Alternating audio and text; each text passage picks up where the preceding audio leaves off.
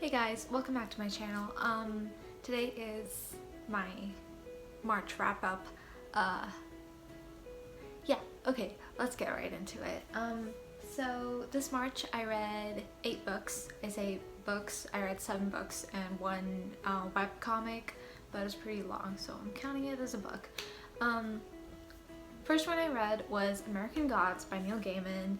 This is basically all the gods are real. They're in America because the people who believed in them like kind of brought them over from those countries into America, and now the old gods of all those religions are fighting these like new gods of like new technologies and stuff. And this guy called Shadow kind of like gets caught up in all of it. I read this on audiobook. I gave it 4 stars. I really enjoyed it. I just think it was a bit too long. Like that's kind of the only thing that I really had an issue with. Yeah, I mean, it's like, it was fun, it was enjoyable. If you're into mythology, you'll probably like it.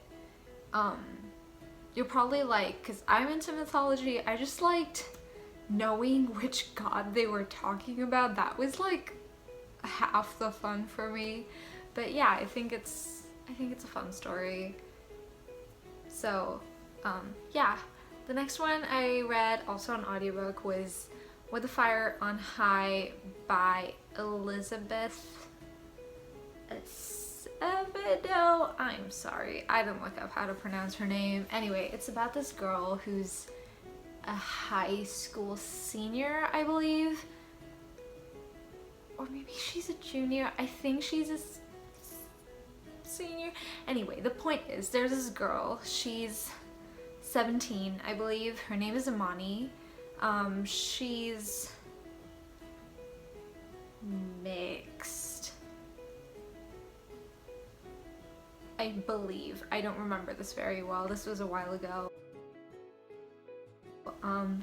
And she's a single mother. She has a 2-year-old daughter, and she wants to be a chef, and it's kind of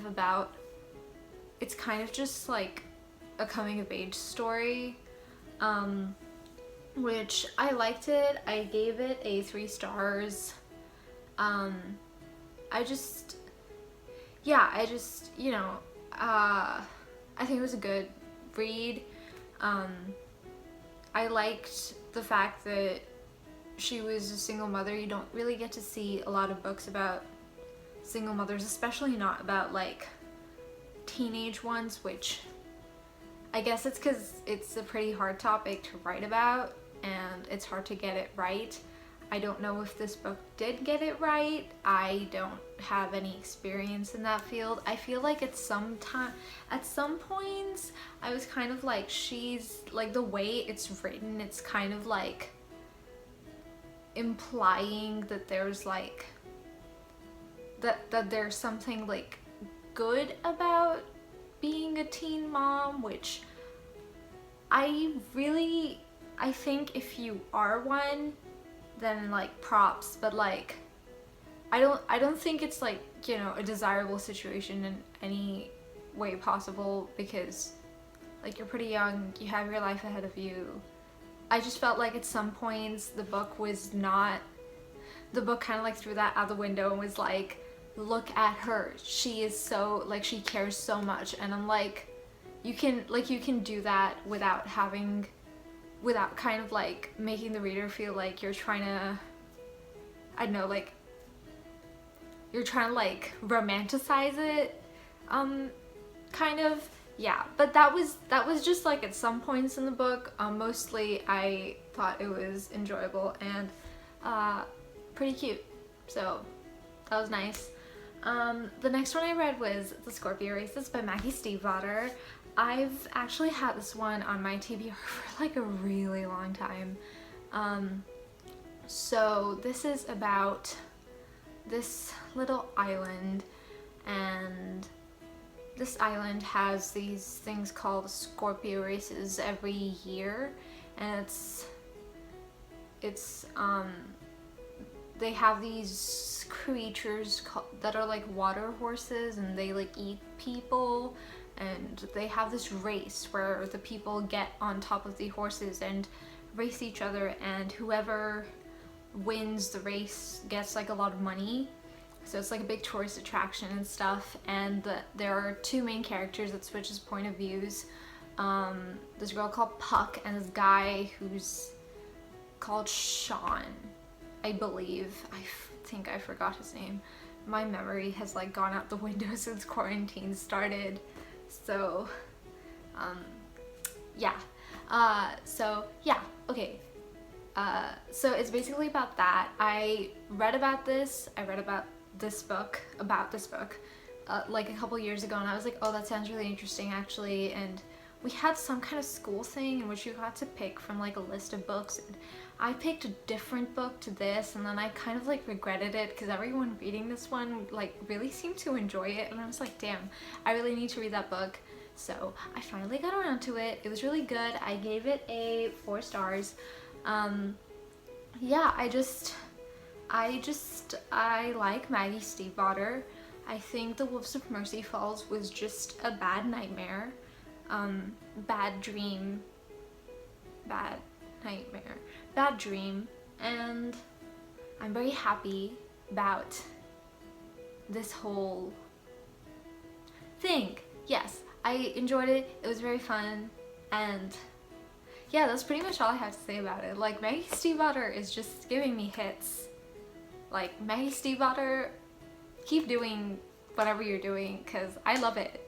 The next one I read was, this was also an audiobook. The next one I read was also an audiobook, and it was The Rangers Apprentice, the first one, The Ruins of Gorlan, by John Flannagan. And this is my laptop right here. You can see it, it's out of frame. So yeah, this is about this guy, this kid who's like 15. His name is Will, and when you're 15 in this world, it's like a fantasy world. You get to choose, or like you get chosen. You pick which trade you want to do, and they decide if they want you back or not, kind of like colleges. So anyway, he gets chosen to be a ranger, and he's like, okay, I might as well do that because like no one else wants him. So he becomes a Rangers Apprentice, and then there is like a threat, and they deal with the threat. I liked it. I gave it a 3 stars.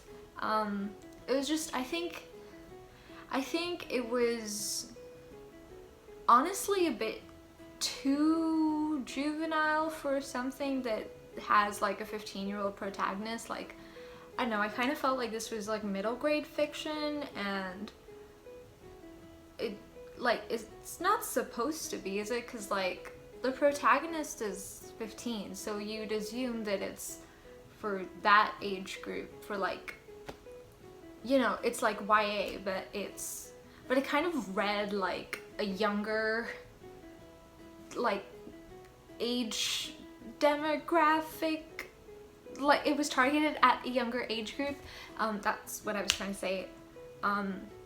So there was that. I found myself just not caring that much about the characters, but I did have like a good time reading it, or like listening to it, which is why I gave it the 3 stars. I just like it was enjoyable enough. As far as good, I don't know. As far as will I read the rest of them, maybe if I'm, how did bug get in here? Maybe if I'm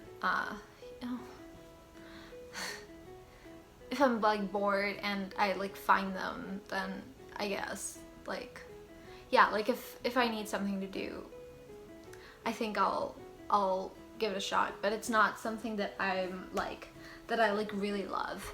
The next one I read was Kill the Queen by Jennifer Estep, and it's about this, and it's adult fantasy, which I just don't really get to see that much. So the protagonist is, I think she's 28. Her name is Everly, and she's like the cousin of the queen or something. And in this world, there's like magic, and one of her like powers is that she's immune to it. Like she can use her immunity to be like, no magic. So this thing happens, and then there's like a betrayal situation, and then she has to go and deal with the consequences of that. Like everyone she knows gets murdered and shit. It's really sad, actually. And then she is basically the only living relative of like the royal family left who can like claim the throne, so like she has to do that even though she like never wanted to be in power and stuff.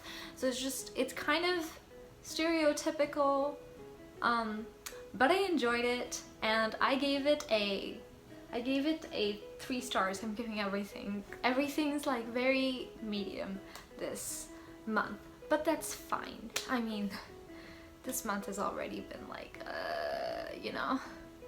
So yes, I gave it 3 stars. I think it was okay. I think I will read the next one. I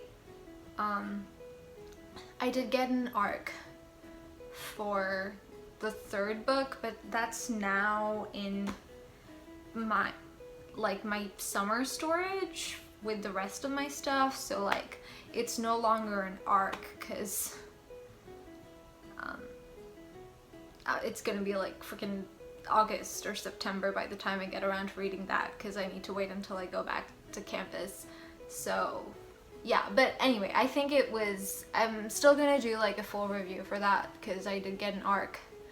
And yeah, the next one I read a duology, and it was The Wrath and the Dawn and The Rose and the Dagger by Renée, ahdieh, and it's basically a 1001 Nights retelling. It's really good. I gave it 4 stars. I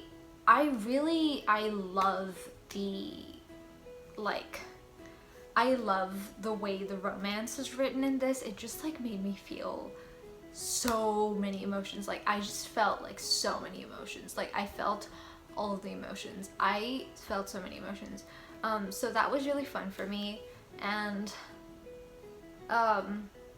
yeah, it was a good read. Like it was fun.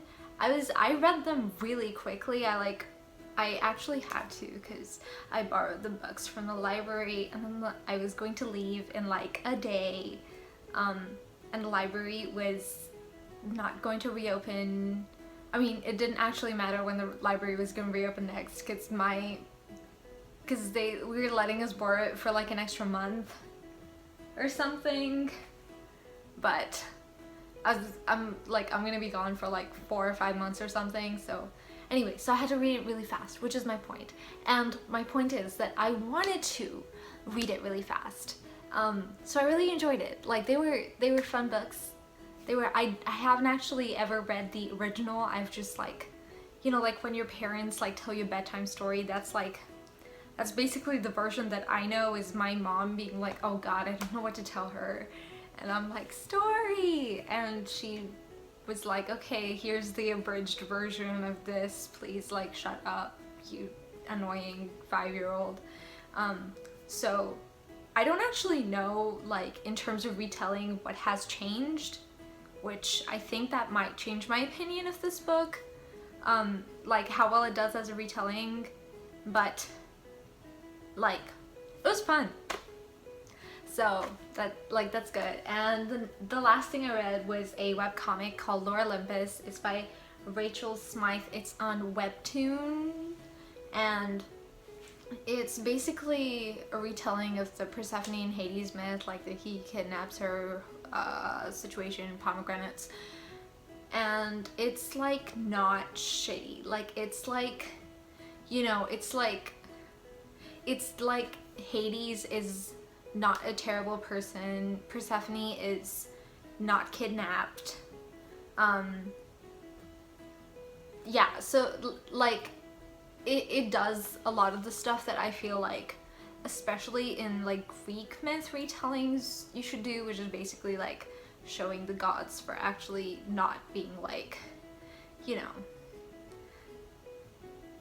like Zeus. Like this is about Zeus. It's like Zeus is an asshole, and if you're doing like anything with Greek myths in it, you just need to be like, yeah, Zeus is just a terrible person.